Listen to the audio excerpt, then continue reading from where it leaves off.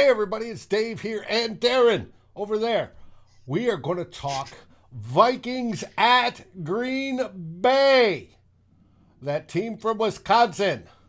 That toilet dump of a spot up on in their state. But anyways, it should be fun. Tons of news this week to go over. And we'll be here with you. So, after the roll-in, we'll get it. Let's go.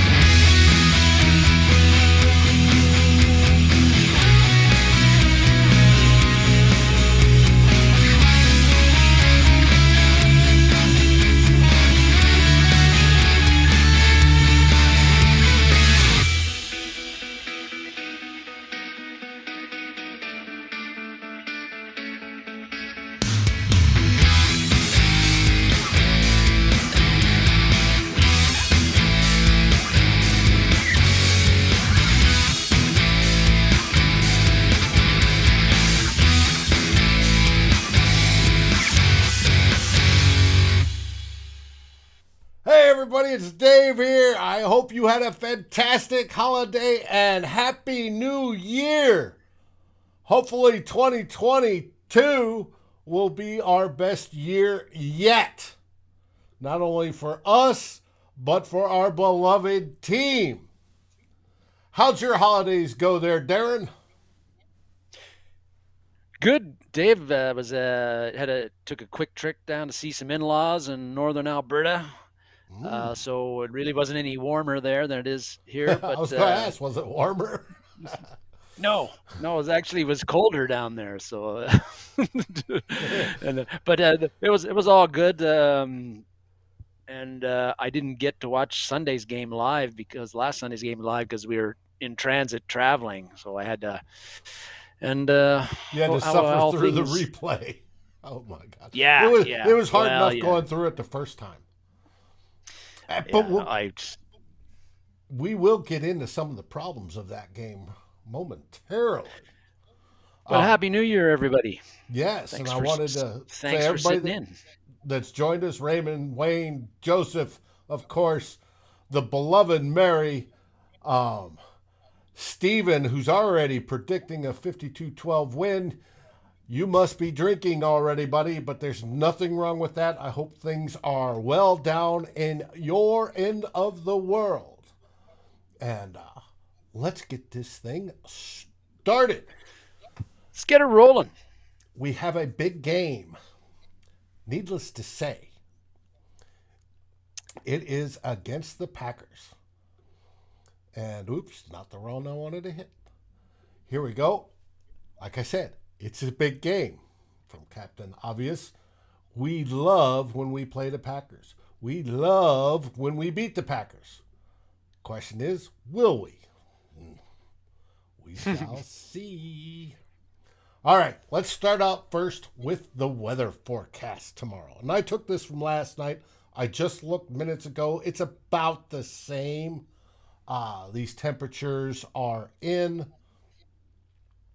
Fahrenheit. For those that are overseas and use Celsius, Darren will have to translate. But in other words, it's a bit chilly. It's a balmy. It was supposed to be colder. They're going to start, it'll be about 15 degrees with a wind chill around 2, and they'll end around 13 degrees with a wind chill around -1. So, it's not exactly tropical. What do you think of this weather, Darren? Considering the Dave, considering the news that we had this week, particularly for the Vikings, not good news. I almost feel like this is could be a bit of a field leveler for both games because the colder the game is, and if you get a fair amount of wind, that will impact both teams' passing games. And with Kirk Cousins not playing and Sean Mannion playing for the Vikings, we're not going to be passing a whole lot anyway, probably too successfully.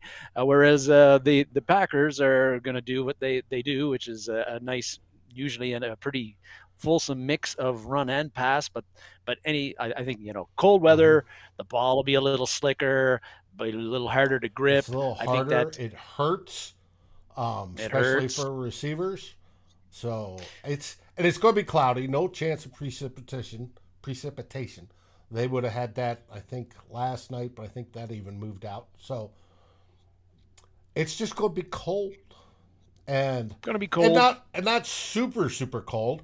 We're all from up north. I said there's a good chunk of us that are from up north and experience much colder weather, but it should be, I agree with you, a field leveler, and I expect to see a lot of run with probably Dalvin Cook getting 40-plus carries and then spelled by either Madison or Wongwu. So let's get into the normal stats. Offense versus defense. In the big picture, PFF has our offense dropping, has Football Outsiders has our offense dropping, Elias Sports has our offense dropping. Make sense? Yeah, makes sense, especially if you've watched the last couple of games, and pretty precipitous drop from Pro Football Focus. It wasn't too long ago, Dave, we were looking at the Vikings offense and the analytics, and they had us, right around the top, 10, 11 area, and now we're sinking. We're sinking quickly. Yes. Now, their defense. PFF has them 8. I don't know why they have them that high, but they have them 8 because generally Football Outsiders does not have them well. They have them at 21st and moving up. But where their problem, they're good, decent against the pass, but not so good against the run. Now that plays into our hand on a cold game. Again, it does, or it should. Yes. Dalvin, run is what we're going to see tomorrow night. So now Elias, they're not so bad. They're, right around 10, depending. You can look at the total yards, passing, rushing points, etc. Sacks, they are 13th. They have given up 36, and turnovers, they have in takeaways, they're 7th with 26. On our side, we have given up 25 sacks, and we are 3rd with giveaways, with the 3rd fewest of 13. Wayne saying it's going to be run, punt. Very well, maybe. We'll see. Mary's talking about different Zimmer at the last pressure. We will get into Mike Zimmer later in the show, Mary. Don't you worry. Now, What do you switching mean by that, Mary? over. Switching over, the Vikings defense, the vaunted Mike Zimmer defense, has actually gone up. It is now ranked 15th on PFF versus PFF's number one offense. And we'll get into who's going to be there playing and who's not. And it's going to make an impact. Football Outsiders, we have our defense at 13th overall, 11th against the pass. They like our secondary better, and 22nd against the run. Both of those have actually creeped up. And for Football Outsiders, we're creeping up to that top 10 on defense, but can they sustain it with folks out and how this is looking? It's doubtful. And then you look at Elias Sports, and we still suck over there on almost all the stats, except for when it comes to sacks. We're second in the league. We've been bouncing between first and second all season. We didn't get any last week, so we dropped down to second. And I don't remember who moved up to the first, and for takeaways, we are 12th with 22. I would love to see more of those. Mary and I talked during the last week's game how we needed more, but we had 3 interceptions and couldn't capitalize on diddly squat. A sore point for all Viking fans. Mm-hmm. All right, Packers offense. Number one, like I said, for PFF.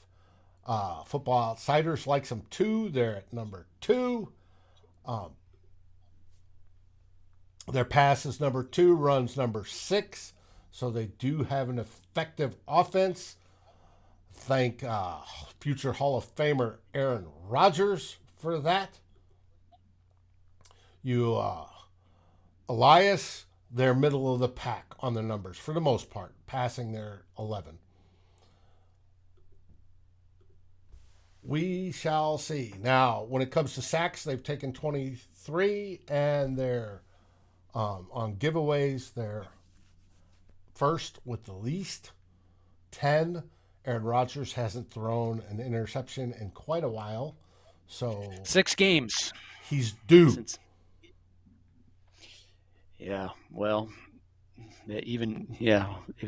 one might be you might be lucky to get one off him.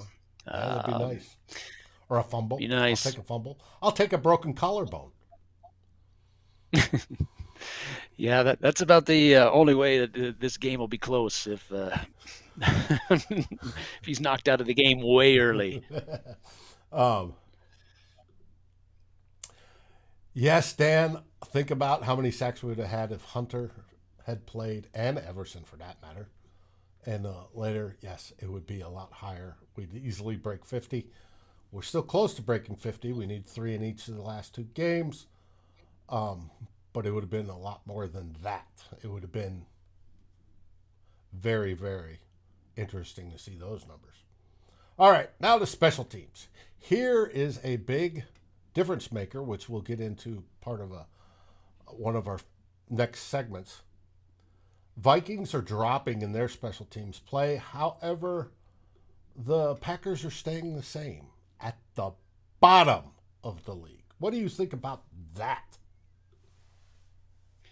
I'm a bit surprised that the Vikings have. I guess it's one thing I've noticed about Football Outsiders and their special teams rankings is that if you get a punt return or a kickoff return touchdown in your favor, your rankings go whoosh, they go up quite a bit. And and I guess when you give up a punt return touchdown, you go whoosh way down. Because I don't think that the Vikings special teams is 16th in the league.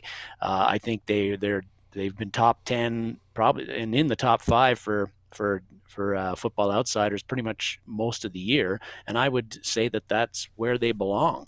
When I look at the kickoff coverage, the punt return coverage minus last week, and what Wang Chung has done in the kickoff return session, and Joseph has been, he's been more or less pretty solid throughout the year. He's missed a few key kicks, and we've gone over that, but still, that's the Packers. Special teams in all areas has, other than the punter, who the punting side of things, they've been very poor. Ranked last, I would say that's pretty accurate, and I think that's could be another field leveler Mm-hmm. potential advantage for the Vikings.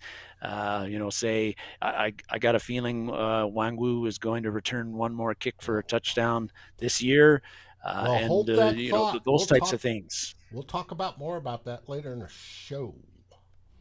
Until then, we now have our injury list. I did this last night, people. Things have changed a bit. Cameron Dancer went in the last night as listed as doubtful. Michael Pierce was questionable, but we just received about 30 minutes ago, a little bit more than that, a tweet from our beloved Minnesota Vikings. And of course, I didn't label them. Haha, picked the right one. There it is. There you go. Michael Pierce is out downgraded with an illness. Illness can mean anything. It doesn't mean COVID. It could mean flu. It could mean whatever. But he's not ready to play. And unfortunately, that's a shame because Michael Pierce was playing well. And we could use him in the middle to apply some pressure the way he does it and also run stopping. As you can and see, it means less, a little bit, and it means you can rotate him and Armand Watts instead of Watts playing the vast majority of the snaps, which is what's going to happen tomorrow, more than likely. Thomas says Pierce is a bust. Do you believe that, Darren? No, I would say that he is not a bust. One reason is that, well, he didn't play last year. That was his choice, but you can't. And that, if I remember correctly, that bumps out his contract an extra year. It does. So we get him an extra year. I think that this year, again, elbow injury kept him out for a significant amount of games, and maybe we didn't see. We certainly haven't seen the improvement in the run defense that we were expecting with both him in there and the signing of Dalvin Tomlinson. But I think it's too early to say that he's a bust because really this is his first year with the team. And there's lots of other issues that have contributed to the Vikings' poor run defense, and it ain't all on Michael Pierce. Right. Now, he has been injured. He had the elbow injury and now the illness, and stuff happens. We know that, and we could later say he's injury prone, but I think it's too early for that because unless it's a recurring type injury, that's hard to say that, a guy's a bust due to injuries. For play-wise, he grades out pretty well. I've loved what I've seen from him when he's actually on the field and playing. Thomas still thinks he's a bust. Yeah, and Wayne thinks he's that's a all bust. well and good. Mm-hmm. That's all well and good, but I don't feel you can call a guy a bust in sort of the first year of his playing, and particularly when we got him for a couple of more years. And let's see how the Vikings defense looks with him in there and hopefully healthy in 2022 before we start calling him a bust. Now, Tyler Conklin, I hope, shows up. Hey, I hope Cameron Dancer shows up, but I doubt that's going to be the case. Wayne said he's a bust, not a bust. Yes, he's a big boy, big round belly. Packers, Jair Alexander, which we feared early in the week, has already been ruled out now. David Bakhtiari's still out. Billy Turner's out. And Tyler Lancaster is their only questionable. So, any questions? That's the injury report. Now, of course, what comes after the injury report there, Darren, this season? The COVID IR report. First one, big news of the week. Everybody's favorite quarterback, and Joseph says, is a bust. Mr. Kirk Cousins, who promised to be enclosed in plexiglass to have meetings under the goalpost in December and January, is out due to testing positive for COVID. Is there anything in particular, Darren, you want to say specifically about Kirk Cousins before we look at the rest of the list? Oh, well, it ain't good that he's not playing.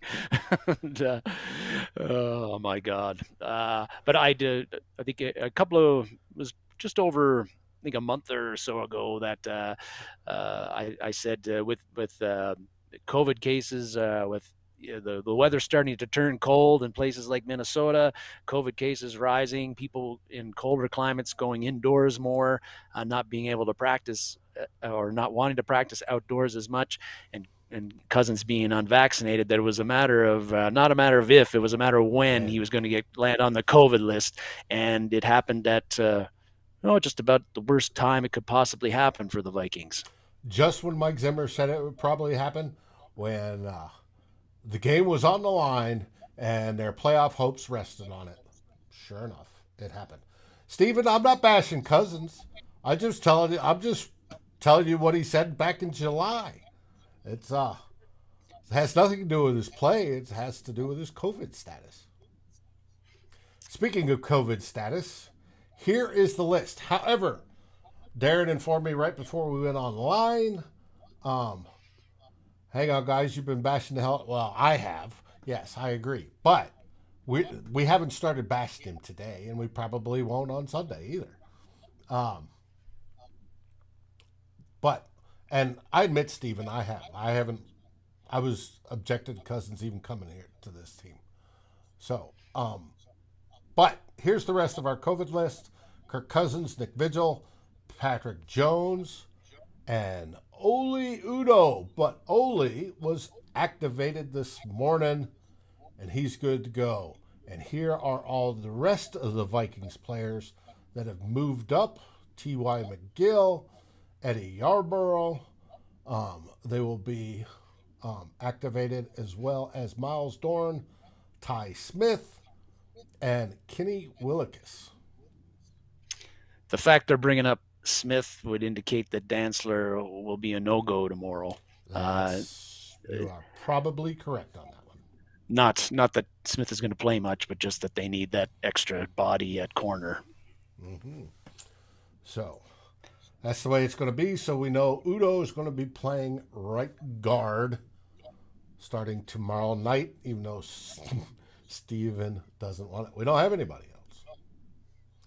Cole, it was going to be Dozier if it wasn't going to be him. Yeah. So it's going to be Dozier. They weren't putting Wyatt Davis. They weren't putting Wyatt Davis in there. And like I said earlier in the week, Wyatt Davis can't beat out Dakota Dozier, Oliudo, Mason Cole, Oliudo, Davis again. Not Davis, but Dakota Dozier.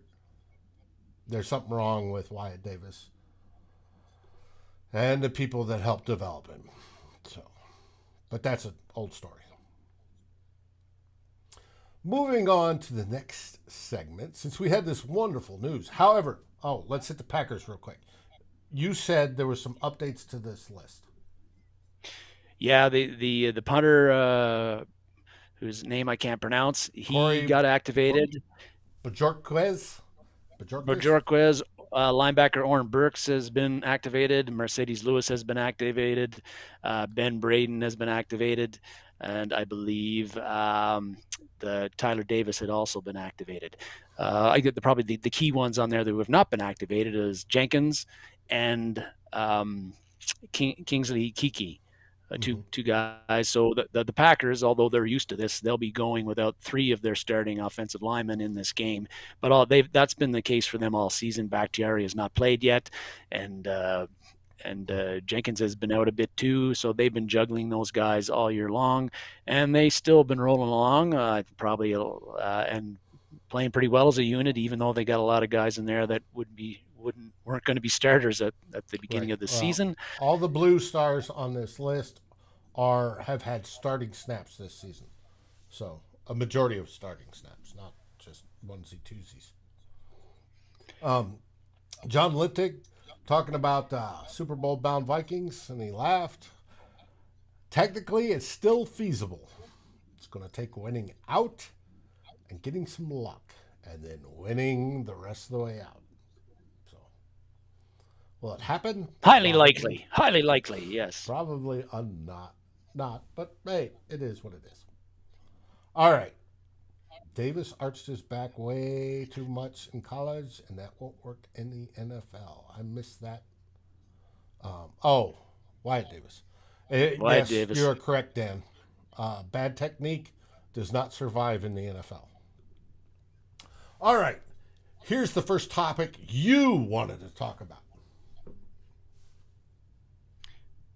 Bit of old news, maybe, but when after the loss to the Rams, Justin Jefferson made headlines and created a lot of a bit of a stir with his comments after the game, talking about the Vikings' lack of energy against the Rams, and I thought that was, that was a, if you after watching the game. On the rewind of the game, it really was noticeable, both to me, both among looking at the Vikings, just the way they were flying around or not flying around, and the lack of, after the first quarter, it seemed that the crowd died too, which is something that Anthony Barr really talked about. But it was shocking to me that this was a big game for the Vikings. Obviously, Captain Obvious. Mm-hmm. If they won it, their playoff position would have been greatly improved. I think most of these guys would like to make the playoffs, get a chance to fight for a Super Bowl. But Plus, it's extra for one ching of if they want that. little bit of extra scratch, sure. But for a second year guy like Jefferson to come out and say, I had to try to pump these guys up, just that to me just says a lot about this team. It says a lot about why that they're 7-8 right now. It says a lot about why they have failed to measure up to expectations that I think you and I and other people on this thread here today had for this team coming into the season. And if you can't get up for a game like this, or a game like last week's game Mm-hmm. against the Rams with your playoff hopes, you got to win at least two of the next three, and likely Yeah, almost they were in you the probably driver's have to seat have at that time. it was the driver's seat was, but it was shaky, but They were the they had seventh to win those seed. games. They had to win those games. They had to come Yeah. out with fire. They knew they were playing a very, very good Los Angeles Rams team. So coming out with no energy, a lack of energy, that's just not going to cut it against the Rams, a team like the Rams, who on the other hand, they seemed plenty fired up to me. Mm-hmm. They had a lot to play for. You just weren't going to be able to go through the motions and beat them. And the Vikings did go through the motions And it until wasn't things were too everybody. late, and they kind of got. This is the No, graphic I but used earlier in the it week, never is everybody. It never is right? everybody, but You got Adam Thielen it, leading everybody out. He played full of heart the whole game. And when he got aggravated injury, and then um, he came back out after that, and you know that had to be hurting because later this week we learned Adam Thielen on to IR because of season-ending surgery. If he has surgery for a high ankle sprain, you know that it was bad. But he's willing enough, has the heart enough, and the mental makeup to go out there and bust his ass. Now, why can't other players do that, especially on a regular basis? Blows my mind. And there were some that did. There were some that had good games, and you saw were moving everywhere. But not everybody. And it was Justin Jefferson, the second year player, the one that's used to winning in college, that has to call people out. Now, on Justin's part, that's leadership. That's good leadership trait that we want to keep on our team and keep for the future. But it's sad, the fact that the second year player has to call out these grizzled old veterans for just, mailing it in. and I don't know if he was referencing, when he talked about if he was referencing at halftime after the Vikings had been so flat at halftime, or whether he was talking about the beginning of the game. But either I took it way, as the beginning of uh, the game, that in the either way, warm listen. ups to get ready for the game, that they were just, and they were. And if you look at if we go back and throw up the Rams deal, if you look at the score, and I know it's hard to see because it's tiny, we scored 3 points in the first half. I mean, it was, what was the first 5 drives for them were three and outs, Mhm. and the one that wasn't was the drive all the way down field and then turn it over. But it's just, you can't do that. You've got to come out pumped up, and you've got to stay pumped up the whole game. Now, if you open up a 30-point lead, all right, they stick it in cruise control. But until then, stay fired up. You're fighting, like you said, for your playoff lives against one of the best teams in the league, in the Rams, or at least one of the better ones. And you go out there and lay an egg like, oh well, just another day. I'm here for my paycheck. Yes, boss. Well, I don't know. Yeah, I mean, I, the whole thing is they're just playing for their paycheck is kind of that's kind of the common thing that we say from the outside. I I'm not I don't I'm not saying that uh, these guys these some of these guys maybe thought that they had a lot of energy, but they did not have a lot of energy. They did not have the energy necessary to go out and beat a team with 10, 11 wins like the Rams are, who feel they're a Super Bowl contender, and beat them. And the effort, the energy, the effort was not enough to beat the Rams. It was enough to keep us sort of in the game, but it wasn't enough for us to win a must-win game at home against a very good opponent. And like you said, Justin Jefferson calling out the team like that, it's great for him because he can do it now because he's obviously one of the top 3 players the Vikings have on the roster. So Mm-hmm. he's got the street cred right now to make that kind of a call, even though he is in his second year, because he's one of the best players we've got. And I think he's shown that he's always got the fire. He's always got the juice every game, every play, every offensive series. He's up for it. I guess the only thing for me that beyond this season is I don't want JJ to be saying this again next year or the The following year, following because year. at that Mm-hmm. at that point, when the Vikings come to him and try to lock him up to an extension, he might think twice about it because he's playing with a losing team that's developed a losing culture, and he ain't used to that coming from LSU. And I Right. don't think he's going to stand for that coming Well, from we basically LSU. got him locked in for 5 years because they could do the 5th year extension automatically. His pay goes way up. But yes, at that point, it's going to be whoever's running the team at that point, because we both agree that I think that this is the end of the Mike Zera era. Hopefully, it is also Rick Spielman, and hopefully, I get my way, Kirk Cousins. Um, We might have him locked up for 5 years, but we've seen in the case of different sport, but with Ben Simmons with the Philadelphia 76ers, also locked up for a long time. But if an athlete and a very good athlete don't want to be with your franchise, they can do things to make it uncomfortable for your franchise to keep you, holding mhm. out, Oh yeah, or doing all kinds of stuff with social media and whatnot. Using their agent to talk to your ownership, like Stephon Diggs did. A slightly different situation. We had him locked up too, but then he didn't want to be here, and and he he made it forced clear his that way out. Yeah, then he forced his way out. I don't want to see that happen with Jefferson because we have a bunch of players who don't show energy in must-win games or any game. right. And this to me is Justin Jefferson's the best wide receiver we've had since Randy Moss. So, and that's no slight to Stephon Diggs. It's just he's special, and you want to keep him here and continue that specialness.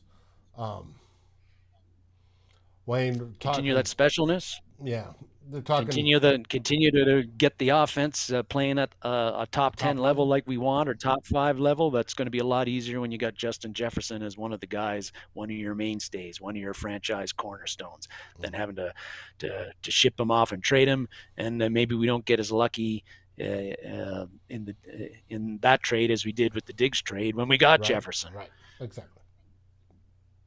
All right, next subject. This is one you wanted to talk about. Kene Wangwu and Mason Crosby. Yeah, well, we touched on, we showed the special teams rankings a few minutes ago, showing that the Vikings have a big advantage over that team from Wisconsin in special teams.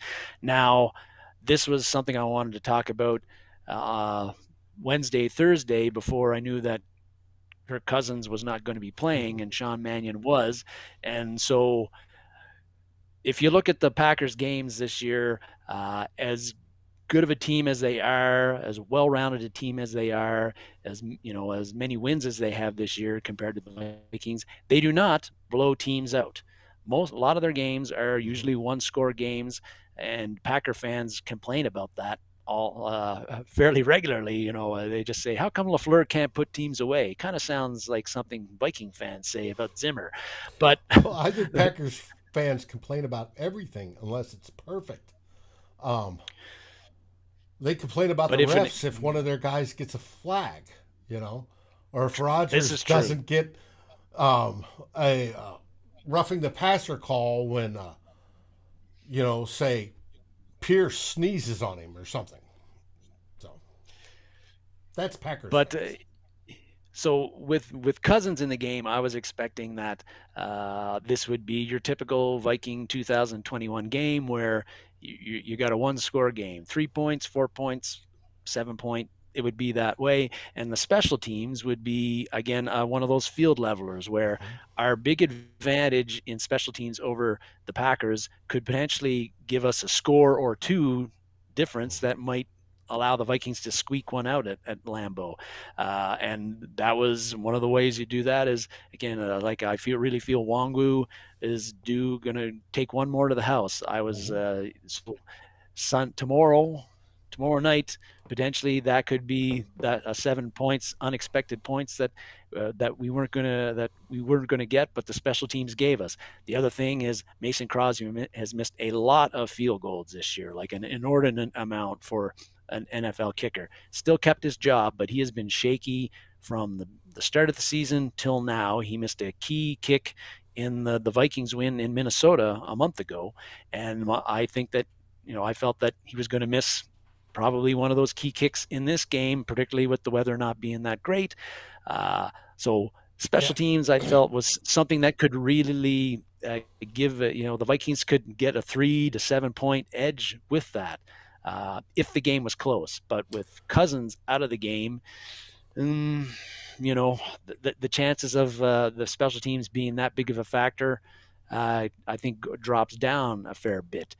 One thing that I think that the Vikings should look at, and we've seen the Lions do this a couple of times this year, is that not just the trick plays on mm-hmm. punts, or that would be something I think that the Vikings have done a couple of those this year and been successful on one of them, and another one I think got called back. A timeout was called, but the Vikings have to Well, do some there's a unusual, flag on one unexpected. of them. Yeah, Yeah, the Vikings have to do, I think, some unexpected things in this game to try to Chris take Boyd uh, was knocked out. advantage to try to take advantage of their strengths on special teams. And so uh, again, a fake punt, maybe you got Barry throwing a pass, or another end around, that sort of a thing, maybe an onside kick. It'll depend on at a surprise onside kick. It'll depend on the situation and what the score is, but the Vikings will have to take some chances like that, I think, if the game situation and the score allows them to win it, because they can't depend on Sean Mannion and his arm keeping them in the game or bringing them back from if they get behind. They're going to have some other things. They're going to have some other units step up, defense creating some turnovers, and special teams creating some big plays like Wang Chung taking one into the house. again, giving you a 7 points your offense doesn't have to get, and again, Mason Crosby missing a field goal or two. I do wonder with the conditions being what they are, if you might see that the Packers might choose to go for it on fourth and whatever if they get on our side of the 50, instead of Right. depending on Crosby to clank one or miss one in bad field conditions. They might just say, hey, it's 4th and 4. We got Aaron Rodgers. Let's see what happens. Yeah, they very well may. Now, I do hope that we expect a lot of running. I've said that. Expect a lot of heavy formations where they bring in Brandell and make another lineman. I would also like to see every once in a while they throw in Wangwu and Cook at the same time. Do something confusing to help, get the defense thinking. Because nobody's thinking, ooh, Mannion's going to throw it long to Jefferson, because that ain't happening. So take advantage of the fact that they know they're going to run. I think that is a very good point, Dave. Like you said, like bringing Brandell, going super heavy on some of the plays and try to. Kingsley Keke is not playing. It looks like that Kenny Clark's still in there, but if Lancaster isn't playing, I expect he will. But he's a pretty key piece of that front three that they've got there too. He's a big, stout dude. So if he's not playing, go heavy, try to ground and pound it, and see if you can wear down the Packers defense with the run. We did it last year in Lambeau, just blew the doors off them and ran at will. You saw that their Elias stats, they're not very good against the run, and that sort of thing. There is something, again, you've got a disadvantage at quarterback with Mannion starting against Rodgers. So if you can ground and pound, kill time off the clock, and still produce points with an effective running game with Dalvin Cook, Madison, maybe a little bit of Wangwu, maybe it can work. Maybe. I think that's really, your only shot if you're a Vikings a fan, because again, Kirk Cousins ain't coming through the door, and Sean Mannion ain't throwing for 300 yards. Nope. All right. Now, everybody's been talking about one of their favorite subjects in the chat so far, and here it is. You wanted to talk about Mike Zimmer. I did. I think how I kind of introduced this theme was that is this Mike Zimmer's last stand, and by last stand, I mean if the Vikings, if the Vikings lose Sunday night against the Packers, is that the last game? Is that finally it? Do the Wilfs decide we've seen enough of this? It's not getting any better. We're out of playoff contention, and if the Vikings lose Sunday night, they will be officially eliminated from the playoffs. They have to, again, like you said earlier, they have to win both of their games and get some help to get into the playoffs. But a loss officially eliminates them on Sunday night. If that happens, what is the point in keeping Zimmer around? I really feel that. I think I think it's fair to say that you think the Vikings need to move on from the head coach that we've got right now and most of the coaching staff. That's how I feel. That's how a lot of people who are on this watching this show today feel. And if the Vikings lose, and particularly in a horrific blowout, ugly fashion, which is quite likely now that Cousins isn't going to be in there. I think the Wilfs are going to say, that's it. We need to cut. There's really no reason to have Zimmer come back next week against the Bears and coach that game. Well, we know that we can. We know that we can. We are now allowed to interview head coaching candidates as of December 28th. That's if they let them know they're not coming back next year. They could say, Mike, you've got one more game to coach. However, you are not going to be coming back next year, and we're going to start interviewing. We already did in the last quarter. Here's Ziggy on his phone going, I've already called these people. So just to let you know, You're still on the books for through next week, but we will not be having you back after January 10th. They could do that and get away with it, and he'd still be the coach for Chicago, and that game obviously wouldn't mean diddly squat. Or they could say, we've made that decision as well. Mike, go to your ranch, enjoy some time off. Andre or whoever will be interim coach for a week, and thank you for your service. You've been good for the team. However, it's time for us to move on. And keep it I that don't. way. I It don't. doesn't have to be acrimonious. There doesn't have to be, hate. I mean, he did change the culture of the team and made things better over his time here. It's just that it's grown very stale and everybody seems to be tired of it, so it's time to move on. It is time to move on. Zimmer did have some. He was the. We'll probably talk about this in a couple of weeks, But Zimmer was the right coach at that time for the At that Vikings, time. uh, and his first 4 seasons as a Vikings head coach were I think he did about as well as he performed up to expectations. Since 2019, not so much, and but I don't think the Wilfs would do what you're suggesting, or Dave, in that telling him after this game, Mike, you got to coach one more game, but you're not coming back. I don't think that they would do that. I think that they would, because I think that they respect Zimmer enough that they would say, look, we're not going to make you coach a game when you're a lame duck head coach. Okay. We'll let you go now. You can take It's that possible. extra week or two, and that gives you more time to find a job next year as well. I Even think though if we're they paying lose, you. yeah, well, hey, uh, I think if they lose Sunday night, that is going to be Zimmer's last game as head coach of the Minnesota Vikings. Even if they lose close, because I think at that point you're out of the playoffs. Um, the team has not progressed, not gotten any better throughout the year, despite providing a lot of ammunition, particularly on the defensive side, to improve things. I think you got to change things up. You got to find new blood for the coach as a head coach and as a coaching staff. And I think that they will cut the cord if the Vikings lose Sunday night. And I think that would be the right move for all involved. Mm-hmm. Joseph saying he's not feeling sorry for Zim. There's no need to. However, things will feel better in 5 or 10 years. It did the same thing with Denny Green. Things got very acrimonious towards the end, and then afterwards, we all have fond memories of Denny and those teams. Um, this will be Mike Zimmer's probably last game against Aaron Rodgers, obviously against as a Vikings, and possibly as Aaron Rodgers as a Packer.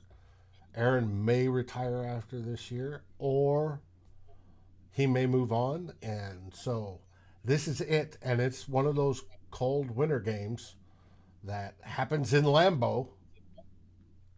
So however this game goes Sunday, at least watch it and enjoy it for the historic fact that this is an end of that relationship. Every time since Mike's been here and he's gone up against Aaron, Aaron comments on how tough it is to go against Mike, and they play this chess match. They happen to be tied in the contest. I think it's 3-3-1 on how they do. So this just historically is a significant game for both. It's going to suck. It's going to be cold. But that's what they make liquid antifreeze for. So, hey, at least find what enjoyment you can out of it. Is all I'm saying. Stephen made a comment in just a couple of seconds ago about he doesn't feel that the Vikings ownership wants to move on from Zimmer, and Speaking of I which, graphic on cue. yes, Ziggy and Mark. Mm-hmm. I I did like I think that they may not want to move on from Zimmer, and if they really did, they probably would have made this decision to get rid of him maybe a little bit earlier in the season when things didn't go so well as expected either. But I think that they do really respect Zimmer. They respect the amount of work that he's put into.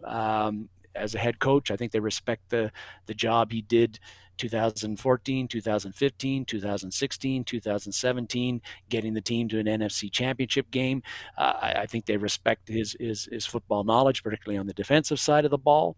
But I I think that they've got a fan base that buys tickets, that buys shirts, that buys hats. Mm-hmm. And a lot of them are sick and tired of this the Zimmer ball. The try to win with defense, even though our defense isn't very good anymore. Mm-hmm. Offensive philosophy of let's run with Cook as much as we can, even when it doesn't seem to be working. Not having a killer instinct, not being able to put teams away, giving up blowing late leads in games when you should be winning Losing comfortably. I focus, think, bad game yeah, management. There's things losing that to can the be yeah, solved that haven't been.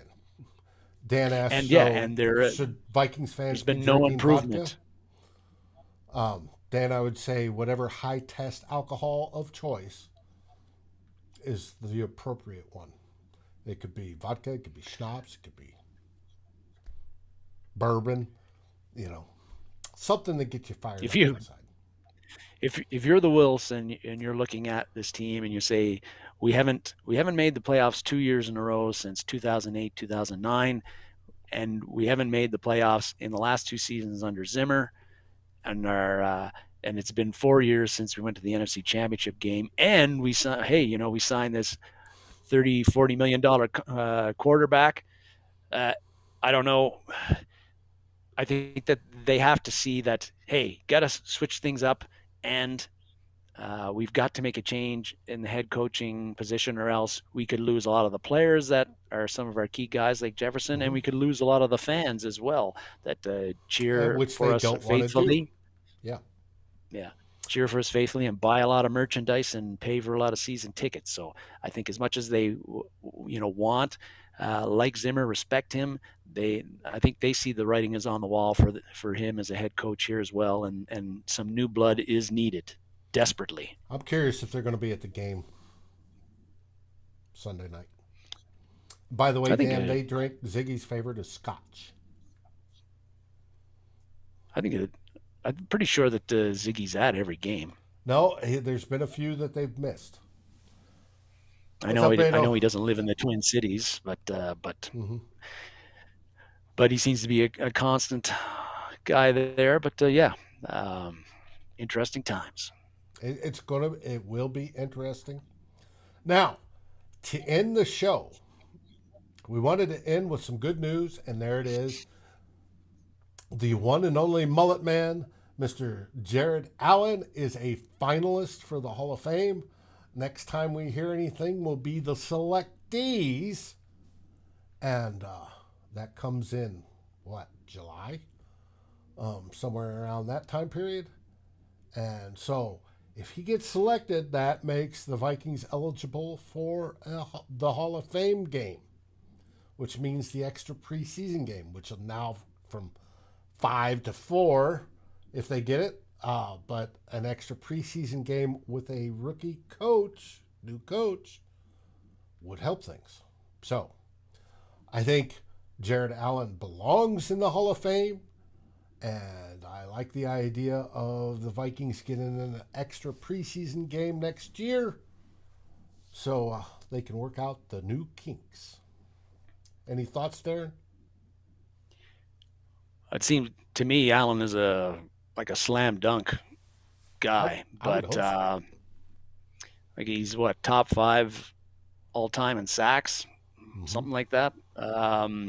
But again, when you get these guys who haven't played in a Super Bowl, haven't won a Super Bowl, haven't played in a Super It's Bowl, tougher. it's tougher for them to get in the hall on their first go. And so I wouldn't be surprised if Allen didn't make it, even though he's probably the most, other than Adrian Peterson, he's probably be the most deserving to get in the first ballot, and also he is probably the most well-known Viking player nationally. During his time with the Vikings, because he was such a talkative, upbeat, Such a personality. boisterous, Mm-hmm. such a personality that even when the Vikings didn't have some of their better years while he was there, he always got a lot of, I think, got a lot of recognition for what he did and for the kind of individual he was and for the kind of things he said, like the embrace, the famous "embrace the suck," those kind of comments, and his lassoing sack. Yep. Sack dance and all that sort of stuff. So he should be in, but I wouldn't be surprised if they put in DeMarcus Ware instead of him, and a few other dudes that don't have the resume, might not have the resume that Jared Allen does. DeMarcus Ware does have a very good Hall of Fame resume. Right. I'm not saying that, but there's some other guys on there who I wouldn't say match up with Allen's, but they might get in because they played in New York, or they played in one of the bigger media places, and or they played on a Super Bowl winning team. Yep, and very well could be. And with that, we'll switch back to our main screen and end the show. Any last words going into Sunday night? I hope this doesn't take too long, but Dave, I wanted to ask you, and it's something that's been brought up on other threads that I've seen, is the starting Mannion versus starting Kellen Mond in this one. Actually, Drew Bunting, who usually tunes in, mentioned this in the Gallahorn site yesterday, but when word got out that Cousins was not going to be able to play because he's got COVID and Mannion was going to start, some people kind of said, well, why are they putting Mannion in there? Why don't they put Mond in there? Why don't they see what he can do? And Drew said, well, hey, we should pump the brakes on this. Mond showed in the preseason he is not ready to start an NFL game at all. And to have him play in prime time and poor weather conditions against the Packers at Lambeau, probably not the best situation for him to get his first NFL start. But is Mannion going to do any better? And is Mannion the potential future of this team? No, he is not. So those are some of the arguments that other people have brought up. They're saying, well, hey, maybe Mond isn't going to do very well, but it would give you a game of tape to see if, what he has to work on. Is he potentially the guy who could be your starting quarterback in a year or two? I kind of rolled around those arguments in my head a bit, and I kind of thought, well, I sort of would rather see Mond maybe start than Mannion as well, just to see what would happen. What do you think? Well, one, you're missing a whole segment of the fan base, the Slaughterhouse gang, that when Cousins went on COVID IR, Mannion was still on COVID IR. And they were thinking Mond or Sloter. There's a whole chunk of people that want Sloter to go in there because he may not practice well and he may not follow instructions well, but boy, when he gets in a game against third stringers, he makes magic. And as far as Kellen Mond, Drew does have a point there. Getting him out and starting on a cold winter's night in Green Bay is not necessarily the proper first impression you want to put on a guy's psyche for a first game. I think the thought process is Mannion is a backup. He knows things a heck of a lot better. He's been in NFL games before. He knows the situation. He will handle himself better. And we're not even talking skill levels. Skill levels, they may be a wash. They may be equal. Because Mond, we know, is no great quarterback. But we know Mannion definitely isn't. But if he keeps his head and, hands off well and does the occasional dump off to Conklin if he's playing, we should be all right. I think that's the smart choice. Now, if the Vikings lose tomorrow night, then I want to see Mon start against Chicago. That's where I want to see him. In our house against Chicago. The game doesn't matter, right? So they can put him in and tell Kirk, yep, we're resting you, buddy. You're still on COVID. Don't worry about learning the playbook. Mon's going to play no matter what, even if you come off the list. And that's where I would like to see Mon play rather than in a hostile environment in absolutely horrible weather. I guess the other thing is that we're not really sure if they'll even activate Mon tomorrow. Maybe they'll put Slaughter in as the backup, although that would seem pretty hard to believe. Mike Zimmer said in his press conference, Mond is the backup tomorrow. He confirmed. In which case, if the game really goes sideways and you're midway through the third quarter, the Vikings are down like 27 to nothing, which could very well happen. Then Mon might get in anyway. Mm-hmm. Very well could be. It could happen. But I understand Drew's logic, and I agree with it. It's so. But we'll see. We'll see what happens tomorrow night. And tomorrow night, after the game, stay up late, as you know, Climbing the Pockets, the final score will go live at the 2-minute mark in the fourth quarter, and we hope to see you all there as we react to whatever we've seen so far in the game. And if everything goes like scheduled this season, the Vikings will be within one score, up or down, and we'll all be biting our nails in that last 2 minutes. I think that could be about the best we could hope for, considering the situation that's been handed to us. We started the week at 6.5 point underdogs, and the 42.5 is the over-under.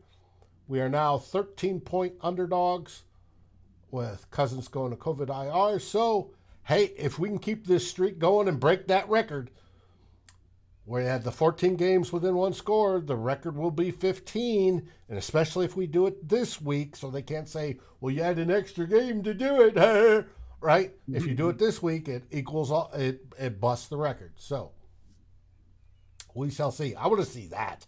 Hey, let's get the Vikings another notorious record, especially another one under Mike Zimmer, because he seems to have racked up a lot. So, we shall see. What do we always say at the end of the show, Darren?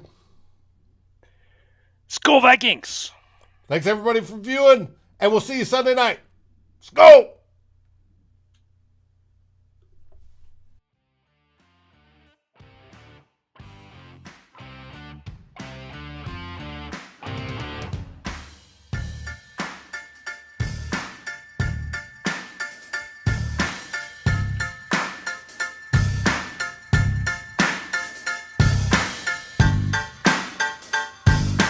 Thank you for watching or listening. As always, if you like, subscribe, and ring the bell for notifications. And if you're listening to the podcast, please rate us on your favorite aggregator. Skol, everybody.